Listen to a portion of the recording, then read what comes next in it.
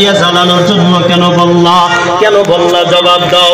আল্লাহ তাআলা সব জানে, তারপরও বান্দার মুখ থেকে জানার জন্য আল্লাহ তাকে প্রশ্ন করলেন। প্রশ্ন করার পর বলতেছে, ও দয়ার মালিক আল্লাহ, আমি জানি আমি মুসলমান, আপনার ভয়ের কারণে আমি এমন কাজ করছি। আল্লাহ, আমি এমন দুনিয়াতে এমন কোন গুনাহ নাই যে গুনাহ আমি করি নাই, সব গুনাহ আমার দ্বারা হয়েছে।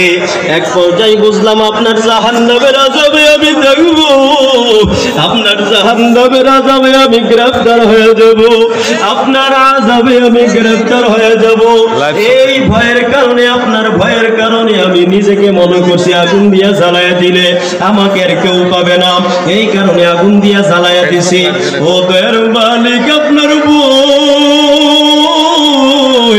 আপনার ভয় থাকার কারণে আল্লাহ এমন কাজ আমি করছি। আল্লাহ পাক রব্বুল আলামিন ফেরেশতাকে ডাক দিয়া বলে, ও ফেরেশতা, শুনিয়া নাও, শুনিয়া নাও, শুনিয়া নাও, শুনিয়া নাও। এই বান্দা যে দেখতেছো, এই বান্দা বড় গুনাহগার, তার নামটা জাহান্নামের খাতায় ছিল। আমি আল্লাহর ভয় তার অন্তরে থাকার কারণে, আমি আল্লাহর আযাবের ভয় তার অন্তরে থাকার কারণে, আমি আল্লাহকে ভয় করার কারণে আমি আল্লাহ ওই জাহান্নামের নাম খাতা থেকে নামটা কাটাইয়া আমি আল্লাহ তাকে জান্নাতি বানায়া দিলাম। আরো জোরে বলেন সুবহানাল্লাহ। একমাত্র আল্লাহর ভয়ের কারণে, আল্লাহর ভয় অন্তরে থাকছে, এই কারণে আল্লাহ তাকে জান্নাতি বানায়া দিছে। তাহলে ভয় থাকতে হবে কার? বলেন কার?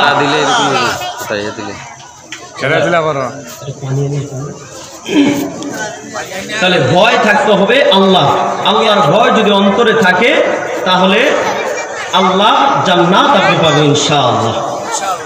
এবার আসেন ভাইয়ার আমার, আল্লাহ পাক রব্বুল আলামিন, আল্লাহকে যদি ভয় করি, আল্লাহকে ভয় করলে 5টি উপকার। কয়টি? যে আল্লাহ আপনাকে আমারে বানাইছে, যে আল্লাহ আপনাকে আমাকে লালন পালন করতেছে, যে আল্লাহ আপনাকে আমাকে নিয়ন্ত্রণ করিতেছে, যে আল্লাহ আপনারা আমারে কি সুন্দর 2টা হাত বানায়া দিছে, যার হাত নাই তার দিকে তাকান, তার দিকে তাকান। আল্লাহ আপনারে কত সুস্থ রাখছে।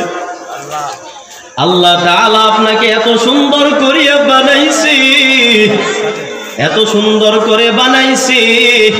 ওই আল্লাহকে যদি ভয় করেন 5টা উপকার। 5টা উপকার কয়টা? আল্লাহকে যদি ভয় করেন 5টা উপকার আল্লাহ তাআলা দিবে। 1 নম্বর হলো, আল্লাহকে যদি ভয় করেন, ও মুসলমান, আল্লাহকে যদি ভয় করেন 1 নম্বর উপকার হলো জান্নাতে যাওয়ার রাস্তা সহজ হয়ে যাবে। সুবহানাল্লাহ, জোরে বলেন। 1 নম্বর উপকার হলো জান্নাতে যাওয়ার রাস্তা আল্লাহ সহজ করিয়া দিবেন। 2 নম্বর, আল্লাহকে ভয় করলে, 2 নম্বর আল্লাহকে ভয় করলে উপকার হলো, আল্লাহকে ভয় করবেন, আল্লাহ আপনাকে দুনিয়ার মধ্যে যত ধরনের বিপদ আছে সব বিপদ থেকে দূর করে রাখবেন, হেফাজতে রাখবেন। বলো সুবহানাল্লাহ। কাকে ভয় করলে? আল্লাহকে ভয় করলে 1 নম্বর উপকার হলো জান্নাতে যাওয়ার রাস্তা সহজ হয়ে যাবে। 2 নম্বর হলো সব ধরনের বিপদ আপদ থেকে হেফাজত আল্লাহ করবেন। 3 নম্বর হলো আল্লাহকে যদি ভয় করেন মুসলমান, 3 নম্বর হলো আল্লাহকে যদি ভয় করেন আল্লাহ ওই বান্দারে আরশের নিচে ছায়া দিবেন। এবার আসেন 4 নম্বর। 4 নম্বর হলো আল্লাহকে যদি ভয় করেন কিয়ামতের দিন সর্ব বিপদ থেকে আল্লাহ ওই ব্যক্তিকে হেফাজত রাখবেন। এবার আসেন 5 নম্বর। আল্লাহকে যদি ভয় করেন 5 নম্বর উপকার হলো, 5 নম্বর উপকার হলো ওই ব্যক্তিকে আল্লাহ বিনা হিসাবে জান্নাত দিয়ে দিবেন। তাহলে কাকে ভয় করতে হবে? আল্লাহকে ভয় করতে হবে। আল্লাহকে ভয় করলে 5টি উপকার। 1 নম্বর হলো জান্নাতে যাওয়ার রাস্তা সহজ হয়ে যাবে। 2 নম্বর হলো সব ধরনের বিপদ আপদ থেকে হেফাজতে রাখবে। 3 নম্বর হলো আরশের নিচে ছায়া দিবে। 4 নম্বর হলো কিয়ামতের দিন সব ধরনের বিপদ থেকে হেফাজত রাখবে। 5 নম্বর হলো বিনা হিসাবে জান্নাত দিয়া দিবে। তাহলে ভয় করতে হবে কাকে? চিল্লায় বলেন আল্লাহ। আরো জোরে বলেন আল্লাহ। আল্লাহকে ভয় করতে হবে ভাইয়েরা আমার। আল্লাহকে ভয় করলে পাঁচটা উপকার আপনি আমি পাবো, আমি আপনি পাবেন। ও ভাইয়েরা আমার, কিয়ামতের এত ভয়াবহ অবস্থা, মা ছেলেকে চিনবে না, বাবা ছেলেকে চিনবে না, স্ত্রী স্বামীকে চিনবে না, মা সন্তানকে চিনবে না। সন্তান যখন মাকে গিয়ে বলবো, মা তুমি আমার, তুমি না খাইয়ে আমারে খাওয়াইছো, তুমি খাও নাই, মা আমার একটা নেকি দাও, একটা নেকি দাও মা। মা বলবে, ও ছেলে তুমি কে? দুনিয়াতে আমার বিয়াই তো হয় নাই, কেউ কাউকে চিনবে না, সঙ্গে থাকবে একমাত্র আল্লাহ। ও ভাইয়েরা আমার, কিয়ামতের ময়দানে আল্লাহ সবাইকে পাঁচটা প্রশ্ন করবে। পাঁচটা প্রশ্নের উত্তর না দেওয়া ছাড়া একটা মানুষ এক পাও লড়াতে পারবে না। কিয়ামতের ময়দানে সবাইকে আল্লাহ কয়টা প্রশ্ন করবে? কয়টা প্রশ্ন? পাঁচটা প্রশ্ন করবে। এক নম্বর আল্লাহ প্রশ্ন করবে, ও বান্দা জীবনকাল কোন কাজে কাটাইছো? জবাব দাও। জীবনকালটা কোন কাজে কাটাইছো? জবাব দাও, জবাব দাও। দুই নম্বর আল্লাহ প্রশ্ন করবে, ও বান্দা আমি আল্লাহ তোরে এত সুন্দর একটা যৌবন দান করলাম, ওই যৌবনটা তুমি কোন কাজে ব্যয় করলা? জবাব দাও, জবাব দাও। তিন নম্বর আল্লাহ প্রশ্ন করবে, ও বান্দা ধন সম্পদ কিভাবে উপার্জন করেছ? জবাব দাও, জবাব দাও। চার নম্বর আল্লাহ প্রশ্ন করবে, ও বান্দা ধন সম্পদ কোন পথে ব্যয় করছো? জবাব দাও। আমি আল্লাহ ধন সম্পদ দিলাম, ওই ধন সম্পদ কোন কাজে ব্যয় করছো? জবাব দাও। পাঁচ নম্বর আল্লাহ প্রশ্ন করবে, ও বান্দা তুমি যতটুকু জ্ঞান অর্জন করেছ, মাহফিলে আসিয়া উলামে কেরামের কাছে যাইয়া যাইয়া যতটুকু আলেম অর্জন করেছ, কতটুকু আমল করেছ? জবাব দাও। কয়টা প্রশ্ন করবে আল্লাহ? কিয়ামতের ময়দানে পাঁচটা প্রশ্ন করবে। এক নম্বর হলো জীবনকাল কোন কাজে কাটাইছো? জবাব দাও। দুই নম্বর প্রশ্ন করবে আল্লাহ তাআলা যৌবনকালটা তুমি কোন কাজে ব্যয় করছো? জবাব দাও। তিন নম্বর আল্লাহ প্রশ্ন করবে ধন সম্পদ কিভাবে উপার্জন করেছো? জবাব দাও। চার নম্বর আল্লাহ প্রশ্ন করবে ধন সম্পদ কোন পথে ব্যয় করছো? জবাব দাও। পাঁচ নম্বর আল্লাহ প্রশ্ন করবে যে যতটুকু জ্ঞান অর্জন করেছ তার মধ্যে কতটুকু আমল করেছ? জবাব দাও। আল্লাহ যদি এই পাঁচটা প্রশ্ন যদি আমাদেরকে বলে, বান্দা জবাব দে, না হলে জাহান্নামের আযাবে থাকতে হবে, উপায় থাকবে না। বলেন আল্লাহকে একবার ডাকি, আল্লাহ আল্লাহ আল্লাহ। আমরা জাহান্নামের আযাব সহ্য হবে না। যে বান্দা সূর্যের তাপ সহ্য করতে পারি না, পারি আমরা? সূর্যের তাপ সহ্য করতে পারি না, সামান্য গরমও সহ্য করতে পারি না, সামান্য ঠান্ডাও সহ্য করতে পারি না। ওই বান্দারে আল্লাহ যদি জাহান্নামে দেয়, জাহান্নামে দিলে ওই বান্দার উপায় থাকবে না। ও ভাইয়েরা আমার, জাহান্নামকে ভয় করতে হবে কিনা বলেন? আল্লাহ পাক রব্বুল আলামিন আপনাদেরকে আরেকটি হাদিস জানায়া দেয়। হযরত জাবের রাদিয়াল্লাহু তাআলা আনহু হইতে বর্ণিত, নবী করিম সাল্লাল্লাহু আলাইহি ওয়াসাল্লাম বলেন, নবী বলেন আমি যাদেরকে সবচেয়ে বেশি ঘৃণা করি। কে বলেছেন? নবী বলেন। নবী বলে এমন কিছু শ্রেণী মানুষ আছে, ওই শ্রেণী মানুষকে আমি বেশি ঘৃণা করি। আল্লাহ রাসূল সাল্লাল্লাহু আলাইহি ওয়াসাল্লাম বলেন, আল্লাহ রাসূল সাল্লাল্লাহু আলাইহি ওয়াসাল্লাম বলেন তিন শ্রেণী মানুষ এমন আছে, ওই তিন শ্রেণী মানুষকে আমি নবী বেশি ঘৃণা করি। নবী যেখানে বান্দা উম্মতকে ঘৃণা করবে, আল্লাহ ওই বান্দারে পছন্দ করবে না। ও ভাইয়েরা আমার, নবী বলেন তিন শ্রেণী ব্যক্তি এমন আছে, ওই তিন শ্রেণী ব্যক্তিকে রাসূলুল্লাহ বেশি ঘৃণা করে। এক নম্বর হলো আল্লাহ রাসূল বলে দেন উম্মতের মধ্যে ওই উম্মতকে বেশি ঘৃণা করে যে উম্মত অনর্থক বেশি কথা বলে, বেশি কথা বলে, ঘন ঘন কথা বলে, অনর্থক কথা বলে, ওই উম্মতকে আল্লাহ রাসূল বড় ঘৃণা করেন। এবার আসেন দুই নম্বর হলো এক মুসলমান আর এক মুসলমানকে তুচ্ছ করে কথা বলা। রাসূল বলেন যে একজন মুসলমানকে একজন মুসলমান আরেকজন মুসলমানকে তুচ্ছ করে ছোট করে কথা বলবে, ওই ব্যক্তিকে আল্লাহ রাসূল বড় ঘৃণা করে। ও ভাইয়েরা আমার, তারপর 3 নম্বর হলো রাসূলুল্লাহ জানায়া দেয় যার মধ্যে অহংকার আছে। কি আছে বলেন? অহংকার আছে। এই 3 শ্রেণী মানুষকে রাসূলুল্লাহ সাল্লাল্লাহু আলাইহি সাল্লাম বড় ঘৃণা করেন। 1 নম্বর হলো যারা অনর্থক কথা বলে। 2 নম্বর হলো একজন মানুষ আরেকজন মানুষকে তুচ্ছ করে কথা বলে, ছোট করে কথা বলে। 3 নম্বর হলো রাসূল জানায়া দেয় যার মধ্যে অহংকার হিংসা থাকবে ওই উম্মতকে রাসূলুল্লাহ বেশি ঘৃণা করে। তাহলে আল্লাহ আমাদের 3 শ্রেণী মানুষ হওয়া থেকে দূরে রাখুক, বলেন আমিন। আমিন। ঠান্ডা হয়ে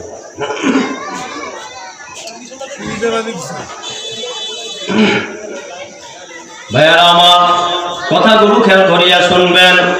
আল্লাহ পাক রব্বুল আলামিনের আরেকটি হাদিস আপনাদেরকে জানায়া দেয়। বর্তমান কি চলতেছে? শীত। বলেন কি? শীত। শীতের একটা ফজিলত বলবো। দেখেন আল্লাহ রাসূল সাল্লাল্লাহু আলাইহি সাল্লাম বলেছেন 3টি এমন এক আমল আছে। কয়টি আমল? 3টি আমল আছে। যে আমলগুলোকে যে 3টি আমল আছে ওই 3টি আমল মানুষের গুনাহকে মোচন করে দেয়। সুবহানাল্লাহ। এমন 3টি আমল আছে যে 3টি আমল মানুষের গুনাহকে মাফ করে দেয়, মানুষের গুনাহকে মোচন করে দেয়। 1 নম্বর হলো অভাবের সময় দান করলে। 1 নম্বর কি? অভাবের সময় দান করলে আল্লাহ তার গুনাহকে মোচন করে দিবে, মাফ করে দিবে। 2 নম্বর হলো গ্রীষ্মকাল মানে গরমকালে রোজা রাখলে আল্লাহ ওই বান্দাকে মাফ করে দিবে, বলেন সুবহানাল্লাহ। 3 নম্বর হলো এই শীতকালে যারা ঠান্ডা পানি দিয়ে ওযু করবে, নামাজ পড়বে, ওই ব্যক্তিকে আল্লাহ মাফ করে দিবে, সুবহানাল্লাহ। তাহলে 3টি এমন আমল আছে যে 3টি আমল মানুষের গুনাহকে মোচন করে। 1 নম্বর হলো অভাবের সময় যে দান করে। 2 নম্বর হলো গরমকালে যারা রোজা রাখে। 3 নম্বর হলো শীতকালে যারা ঠান্ডা পানি দিয়ে ওযু বানাইয়া নামাজ আদায় করে। এই 3 শ্রেণী মানুষকে আল্লাহ রাসূল সাল্লাল্লাহু আলাইহি সাল্লাম বলেন আল্লাহ তার গুনাহ মোচন করে দেন, বলেন সুবহানাল্লাহ। এবার আসেন ও ভাইয়েরা আমার, এবার হাত তোলেন কে কে জাহান্নামে যাইতে চায়? জাহান্নামে যাইতে চাই আমরা? তাহলে কেউ আমরা জাহান্নামে যাইতে চাই না। সবাই চাই কি? আরামায়। দুনিয়াতে যেমন আরামায় থাকতে চাই, টিনের ঘর ভালো লাগে না, বিল্ডিং ঘর থাকতে চাই, বিল্ডিং ঘর ভালো লাগে না, বড় বড় পাশান বানাইয়া দালান কৌটা বানায় থাকবো। সবার এক একটা কি থাকে? তামান্না থাকে। কথা বুঝলেন তো? আল্লাহ তাআলা দুনিয়াটা পরীক্ষা শুরু, বলেন কি? পরীক্ষা শুরু। তো আপনাদেরকে আমি আরেকটি হাদিস জানায়া দেই। আল্লাহ রাসূল ভাই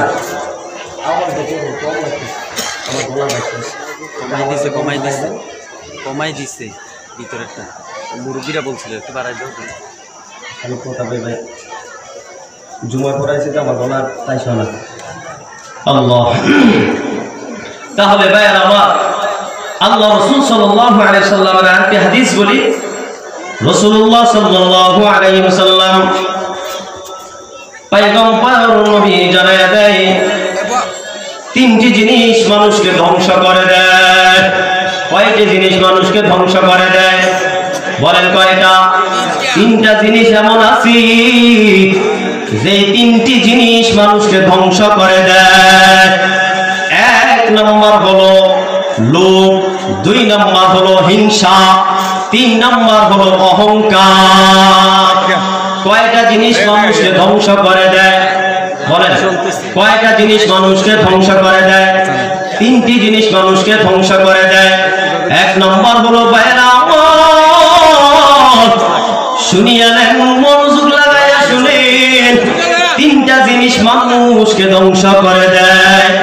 1 নম্বর হলো লোভ। যার মধ্যে লোভ থাকবে তাকে আল্লাহ ধ্বংস করে দিবে। 2 নম্বর হলো যার মধ্যে হিংসা থাকবে, যার মধ্যে হিংসা থাকবে আল্লাহ তাকে ধ্বংস করে দিবে।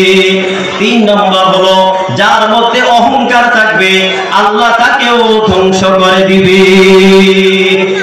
ও ভাইরা আমার, এবার আসেন, আপনারা কখন বুঝবেন আপনার ভিতরে হিংসা আছে?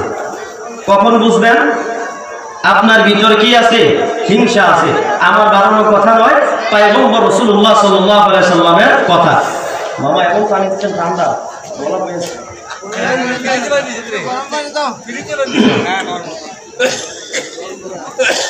আলহামদুলিল্লাহ। তাহলে আপনি কখন বুঝবেন, আপনি কখন বুঝবেন যে আপনার ভিতরে হিংসা আছে? বলেন, আপনি কখন বুঝবেন আপনার ভিতরে হিংসা আছে? সবাই বলি হুজুর আমার ভিতরে হিংসা নাই, আমি বেহিংসা মানুষ, খুব নরম মানুষ, সরল মানুষ, আমার ভিতরে কোনো ফেসফুস নাই। কয় না, আছে না নাই? ফেসফুস নাই আমার ভিতরে, কিন্তু এমন কিছু কিছু কথা বলবো, ওই কথা দ্বারা বুঝবেন আপনার ভিতরে অবশ্যই হিংসা আছে। কি আছে? হিংসা আছে।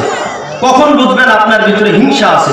এক নম্বর হলো যখন আপনি অন্যকে ছোট মনে করবেন।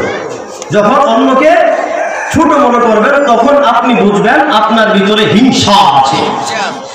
এবার আসেন 2 নম্বর, যখন অন্যের কাছে নিজেকে বড় মনে করবেন। অন্যের কাছে নিজেকে বড় বানাইবেন, আমি উমক, আমি তুমক, আমি সুমক, আমি তুমক, হয় না? যখন এটা বলবো তখন মনে করবেন আপনার ভিতরে কি আছে? হিংসার ক্যাপসুল আছে। ঠিক আছে? হিংসা আছে। এবার আছেন 3 নম্বর হলো যারা মানুষের সাথে দুর্ব্যবহার করে তাদের ভিতরে হিংসা আছে। যারা মানুষের সাথে কি করে? দুর্ব্যবহার করে, মনে করতে হবে তার মধ্যে হিংসা আছে। এবার আছেন যারা মানুষের সেবাকে তুচ্ছ মনে করে, মানুষের সেবাকে তুচ্ছ মনে করে, অপমান মনে করে, মনে করবেন তার ভিতরে হিংসা আছে। এবার আসেন 5 নম্বর হলো যে নিজের ভুল, এটা আমার ভুল কাজ, কিন্তু এই ভুলের উপর অটল থাইকা বলতেছে এটাই সত্য, এটাই সত্য, এটাই রাইট। যারা নিজের ভুলটাকে সত্যের উপর ধামাচাপা দিয়ে বলে এটাই সত্য, এটাই সত্য, মনে করতে হবে তার মধ্যে হিংসা ক্যাপসুল আছে। ঠিক কিনা ভাইরা আমার? তাহলে এবার আসেন যার মধ্যে হিংসা থাকবে, আল্লাহ রাসূল কি বলেন? আল্লাহ রাসূল সাল্লাল্লাহু আলাইহি সাল্লাম বলেন, তিরমিজি শরীফের হাদিস, আল্লাহ রাসূল সাল্লাল্লাহু আলাইহি ওয়াসাল্লাম বলেন, দুনিয়াতে যার মধ্যে হিংসা থাকবে, যার মধ্যে হিংসা থাকবে, আল্লাহ পাক রব্বুল আলামিন ওই হিংসাকারী অহংকারী বান্দাদেরকে, হিংসাকারী বান্দাদেরকে আল্লাহ তাআলা কিয়ামতের দিন তাদেরকে পিঁপড়ার ন্যায় ছোট করে উঠাইবেন। নাউযুবিল্লাহ।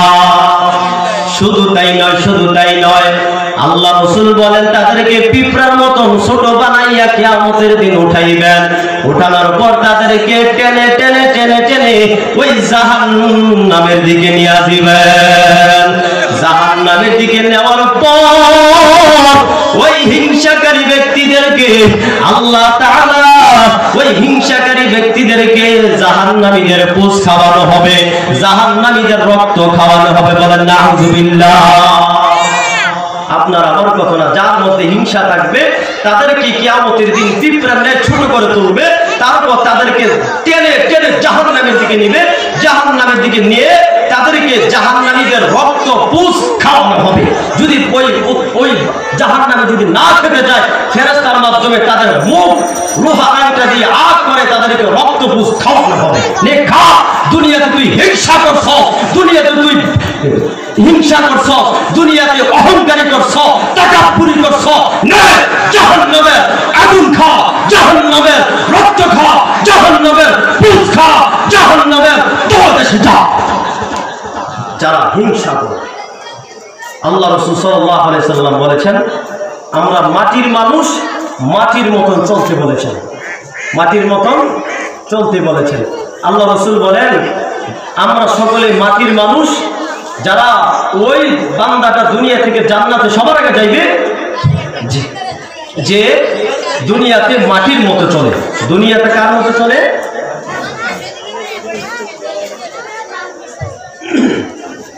তো ভাইয়েরা আমার, আল্লাহ রাসূল সাল্লাল্লাহু আলাইহি সাল্লাম এতক্ষণ ধরে জাহান্নামের আলোচনা করছি, ঠিক কিনা?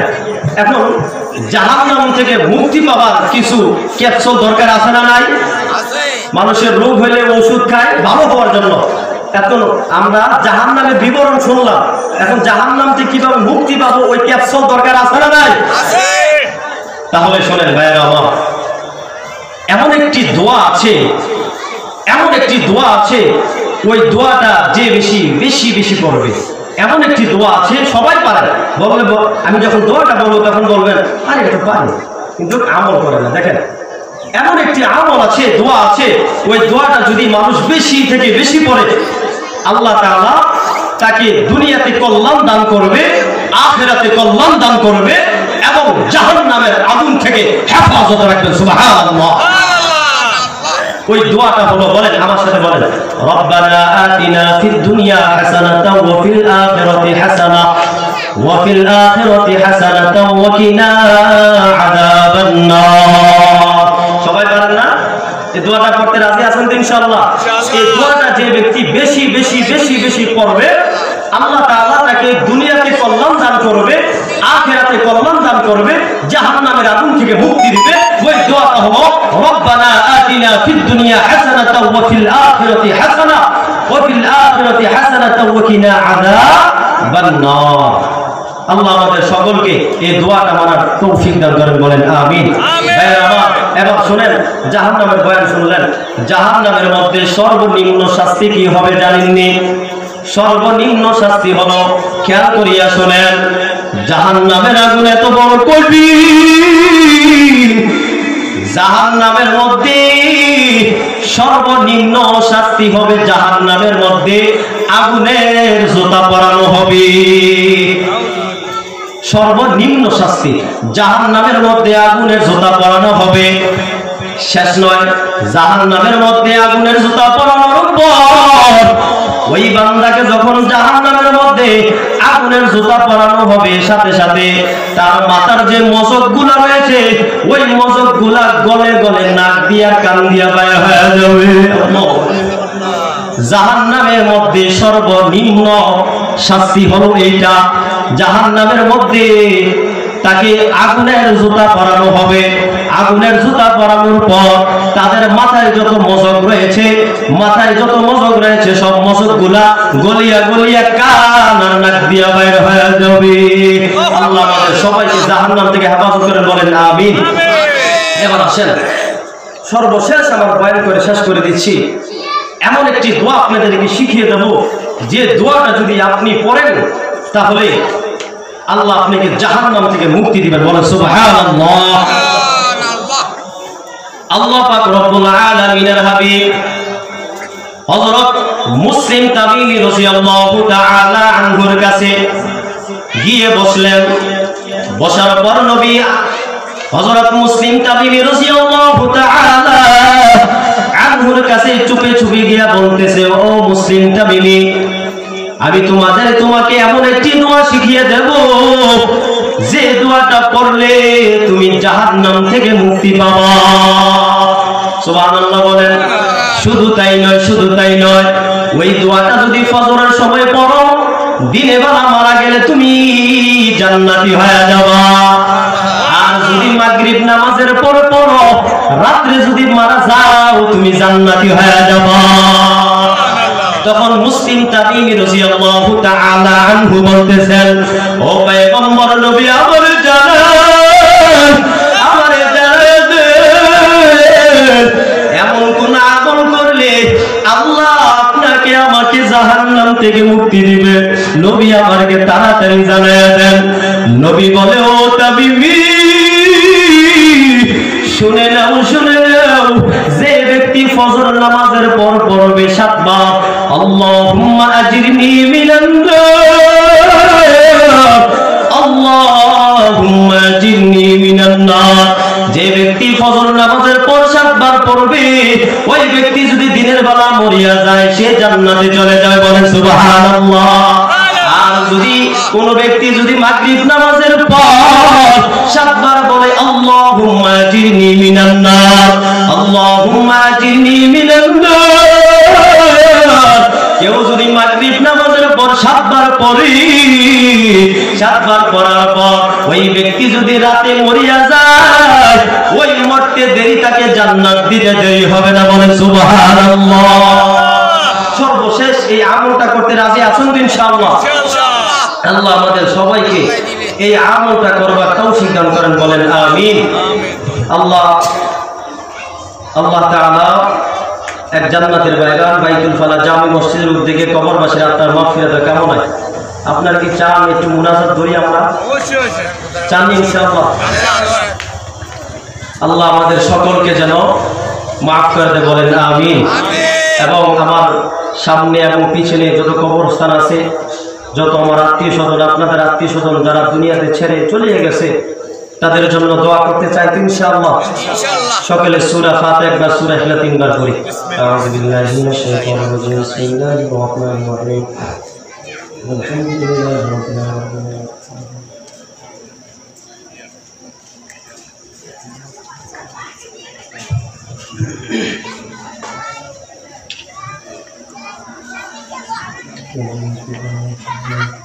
بسم الله الرحمن الرحيم. هو الله احد الله الصمد لم يلد ولم يولد ولم يكن له كفوا احد. بسم الله الرحمن الرحيم.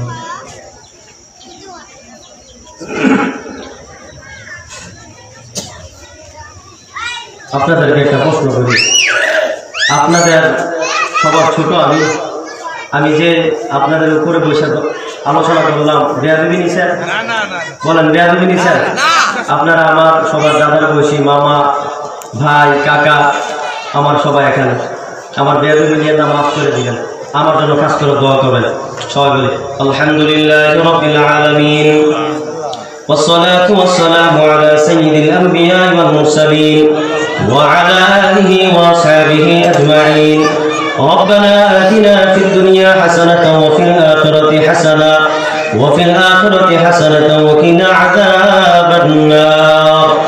اللهم اغفر لي ذنبي ووسع لي في داري وبارك لي في رزقي يا رب العالمين. أي الله أي رب العالمين. এই জান্নাতের বাগান সাজানো হয়েছে আল্লাহ। আয় আল্লাহ বলছেন কবরবাসীর আত্মার মাগফিরাতের জন্য। আয় আল্লাহ আমার সামনে পিছনে যত কবরস্থান আছে আল্লাহ, যারা অন্ধকার কবরে শুয়ে আছে, আয় আল্লাহ সবার কবরটাকে আপনি জান্নাতের বাগিচা বানায় দেন ইয়া রাব্বাল আলামিন। আয় আল্লাহ ও দয়ার মালিক, আয় আল্লাহ আমাদের সবাইকে আপনি মাফ করিয়া দেন আল্লাহ। আয় আল্লাহ জাহান্নামের আগুন থেকে আপনি আমাদেরকে মাফ করিয়া দেন। আদর করিয়া মানুষ আল্লাহ বানায়া কেমনে দিবা জাহান্নামে ফালায়া, কেমনে দিবা জাহান্নামে ফালায়া। আল্লাহ যদি ওয়াদা করে বান্দারে, আল্লাহ যদি মাফ না করেন বান্দারে, বলেন বান্দা যাবে কারাগারে, বলেন বান্দা যাবে কারাগারে। তওবা করি আবার তওবা ভাঙ্গিলাম, অবশেষে খাঁটি তওবা করিলাম, অবশেষে খাঁটি তওবা করিলাম। সকলেরই দরজা হইতে ফিরিয়া আপনার রোজে রইলাম পড়িয়া আপনার রোজে রইলাম পড়িয়া আয় আল্লাহ উলামা কেরাম নিয়া আয় আল্লাহ তারিবা কামর বিনিয়া আয় আল্লাহ হাজি সাহেব নিয়া যুবক ভাইদের নিয়া আয় আল্লাহ আপনার শাহে দরবারে হাত বাড়ায় দিছে আয় আল্লাহ যারে বড় মায়া লাগি আয় আল্লাহ যার হাত কানি আপনি পছন্দ করেন আয় আল্লাহ ওই হাতের ওসিলায় আল্লাহ আপনি আমাদেরকে মাফ করিয়া দেন আয় আল্লাহ আমাদের এলাকার মধ্যে যত মুরব্বীরা দুনিয়াতে বাঁচে আছে আয় আল্লাহ সবাইকে আপনি নেক হায়াতে তৈয়বা দান করে দেন আয় আল্লাহ আমার মহল্লা থেকে এলাকা থেকে আল্লাহ আয় আল্লাহ যারা অন্ধকার কবরে চলে গেছে আল্লাহ আয় আল্লাহ সবার কবরখানি আপনি জান্নাতের বাগিচা বানায়া দেন ইয়া রাব্বাল আলামিন এই সুন্দর এক মাহফিল জান্নাতের বাগানকে যারা কষ্ট করে সাজাইছে আয় আল্লাহ ইন্তজাম করেছে মাওলা আয় আল্লাহ সবাইকে আপনি মাফ করে দেন আয় আল্লাহ সবার মা বাবারে মাফ করিয়া দেন সবার আত্মীয় স্বজনকে মাফ করিয়া দেন আয় আল্লাহ আপনি আমার মাকে মাফ করিয়া দেন আমার বাবাকে মাফ করিয়া দেন আমার মা আমার বাবাকে আল্লাহ আয় আল্লাহ সুস্থতার নিয়ামত দান করে দেন আয় আল্লাহ যারা এখানে বাঁচিয়ে আছে আল্লাহ আয় আল্লাহ হাত ধরায় দিছি আল্লাহ আয় আল্লাহ মায়ের নজরে তাকায়া দেখেন আয় আল্লাহ তোকে খুলে পারি আয় আল্লাহ আপনি আমাদেরকে মাফ করিয়া দেন আল্লাহ জাহান্নামের আগুন থেকে হেফাজত করে নেন আয় আল্লাহ যে বান্দারা সূর্যের তাপ সহ্য করতে পারে না আয় আল্লাহ যে বান্দা আগুনের তাপ সহ্য করতে পারে না ওই বান্দা কেমনে জাহান্নামের আগুন সহ্য করবে আল্লাহ আয় আল্লাহ সবাইকে আপনি মাফ করিয়া দেন আয় আল্লাহ কবরবাসীর মধ্যে যারা চলিয়া গেছে আয় আল্লাহ সবাইকে আপনি মাফ করিয়া দেন আয় আল্লাহ যারা আমাকে মুহাব্বত করে উলামা কেরামকে মুহাব্বত করে আয় আল্লাহ কেউ নাতি হিসাবে মুহাব্বত করে কেউ ভাই হিসাবে কেউ চাচা হিসাবে ভাতিজা হিসাবে আল্লাহ যারা মুহাব্বত করে তাদেরকে মুহাব্বত অনুযায়ী আয় আল্লাহ তাদেরকে আপনি কবুল আর মঞ্জুর করে নেন রব্বির রহমহুমা কামা রব্বায়ানি সগীরা ربنا تقبل منا إنك أنت السميع العليم وتب علينا إنك أنت التواب الرحيم اللهم أجرني من النار يا مجير يا مجير يا مجير آمين آمين برحمتك يا أرحم الراحمين